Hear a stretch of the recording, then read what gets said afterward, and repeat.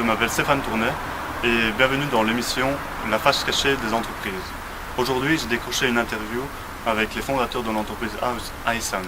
J'ai depuis quelques années un collaborateur qui a su récolter des informations sur les fondateurs, les décrédibilisant. Nous allons voir tout de suite ce qu'ils en pensent. Bonjour Monsieur Dance. Bonjour Monsieur Tournet. J'ai appris que vous étiez dans le top 3 des entreprises qui vendent des casques audio.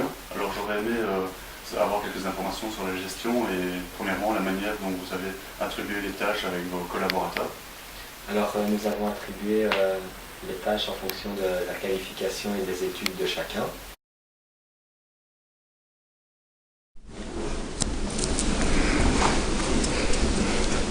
Camarade, merci. Merci. Dernier. Je suis donc responsable de la production. Moi du marketing. Du financier. Et moi des ressources humaines. Tu notes ça? Oui. Allez. Et à propos de votre prix, comment avez-vous réussi à le fixer? Alors pour notre prix, nous avons élaboré des études de marché et nous avons également analysé l'offre et la demande de différents types de casques. Bon les gars, pour déterminer le prix, je propose qu'on fasse à la roulette, donc ça va se jouer entre deux d'entre nous. Benoît, tu seras le père noir, Stéphane la père noire, Hélène sera le père rouge et moi la père rouge.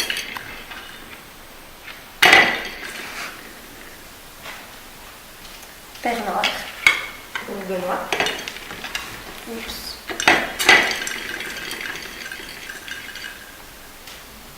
Et la paire rouge. Ce sera bon. Donc Benoît, qu'est-ce que tu proposes comme prix? 450. 450, c'est un peu bas, je trouve. Tu penses? Moi, je mettrais à 600 pour augmenter notre chiffre d'affaires. Si vous jouiez ça à pleine face. Pourquoi pas? Allez, si c'est moi. Tête pile, tête face. Ok. Tête face. 600. Ok, à jouer. J'ai décidé d'investir en bourse. Pour investir en bourse, nous avons analysé les différents types d'actions, analysé la situation des entreprises et nous avons demandé conseil à notre banquier.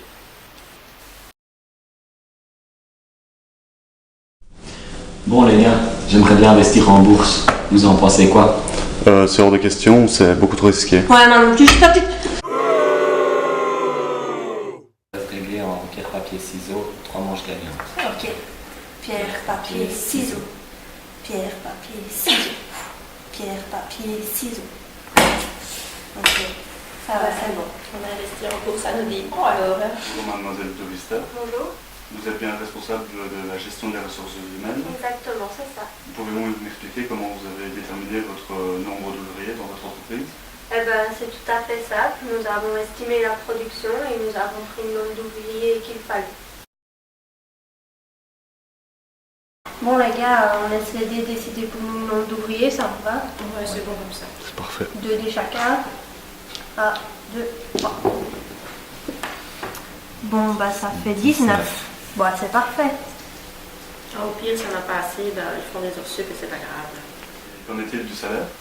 Eh bien, nous voulons le bien-être de nos ouvriers, donc je ne vais pas citer de chiffres, mais il est assez élevé pour que tous nos ouvriers soient satisfaits et nous voulons qu'ils soient vraiment contents pour pouvoir produire au maximum.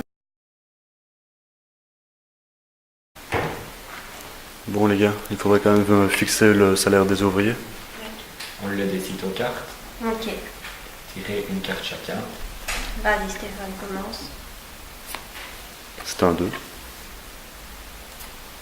1, 1.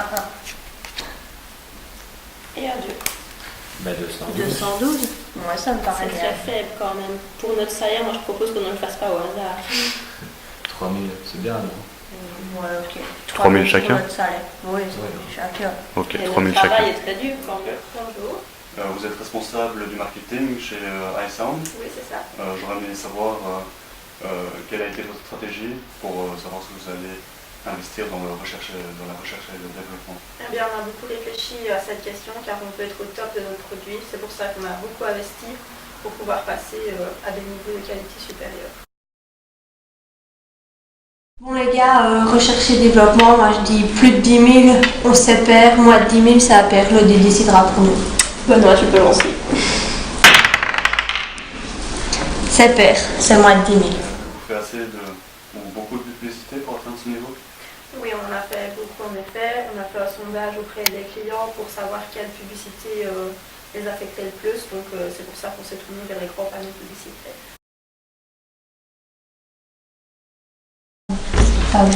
Bon, Caro, pour la publicité, est-ce que tu as fait des recherches sérieuses?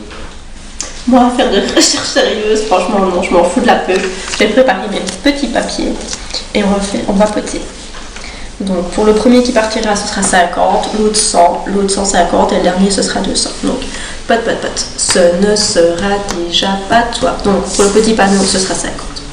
Pot, ce ne sera déjà pas toi. Pour le bus, ce sera 100.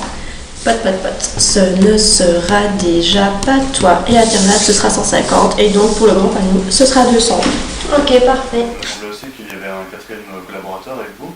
Je pense qu'il était responsable de la production. La production, Ouais. c'est ça. Mais malheureusement, il n'a pas pu se joindre à nous aujourd'hui pour des raisons personnelles. Il ne nous a pas pu expliquer. Comme vous l'avez compris, la quatrième personne était un de nos collaborateurs et n'avait aucune raison personnelle de ne pas être là. Pour des raisons de sécurité, elle a préféré ne pas faire face à ses faux collaborateurs.